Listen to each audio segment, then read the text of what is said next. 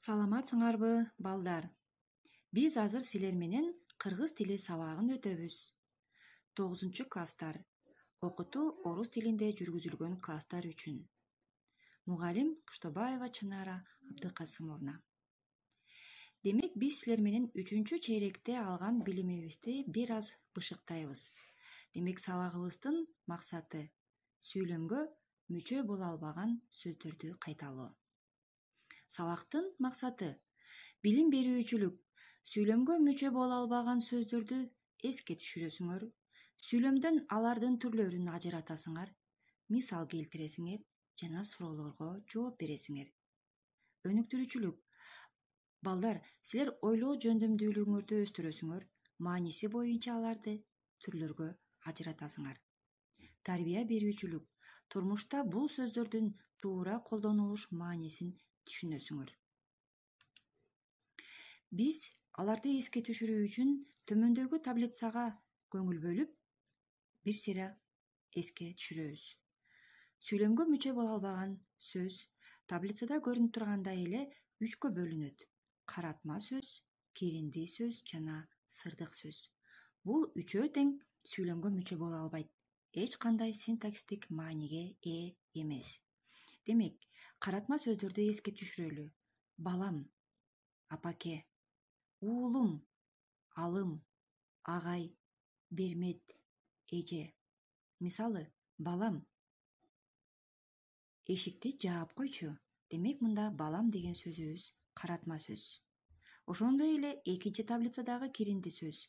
Албетте, тилекке каршы, менимче, экинчи жактан айтмакчы, чынын айтканда жаңылбасам.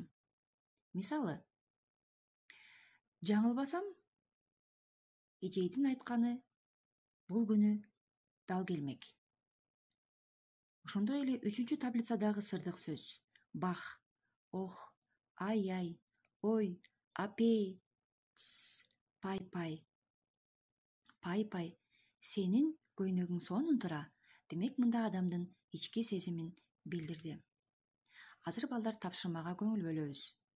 Сүйлөмдөрдү окуп чыгып, дептериңерге жазып, сүйлөмгө мүчө боло албаган сөздөрдүн астын чийип койгула жана аларды белгилеп коесуңар. Ой, апам келип калган турбайбы? Урматтуу мекендештер, тынчтыкты сактайлы. Арине, окуучунун айтканы туура болду. Ишти бүтүрдүңбү? Бали. Ой, сен комуз черткенди биле турбайсыңбы? Кыскасы, ушул сөзүбүз айтылган жерде калсын. Адилет, сен эмне унчукпайсың?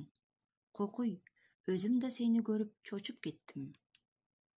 Анда эмесе балдар, тыныш белгилерин эске салабыз. Бул сүйлөмгө мүчө боло албаган сөздөр кандай учурда тыныш белгилер коюлат.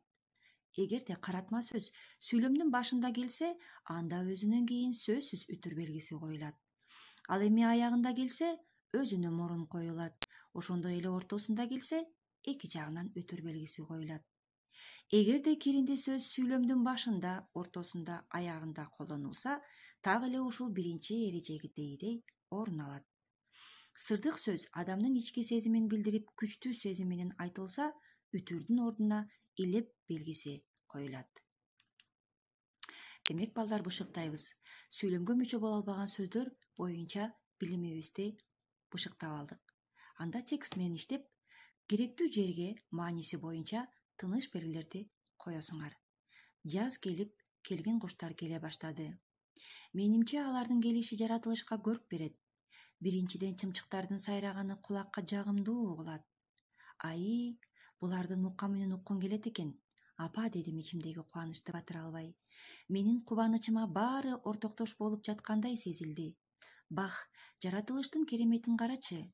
Адам менен жаратылыш дайыма байланышта деген чын экен го. Демек, балдар, сабак түшүнүктүү болсо, үйгө тапшырма алгыла. Сүйлөмгө мүчө боло албаган сөздөрдүн ар бирине 5тен сүйлөм түзөсүңөр жана ошондой эле тыныш белгилери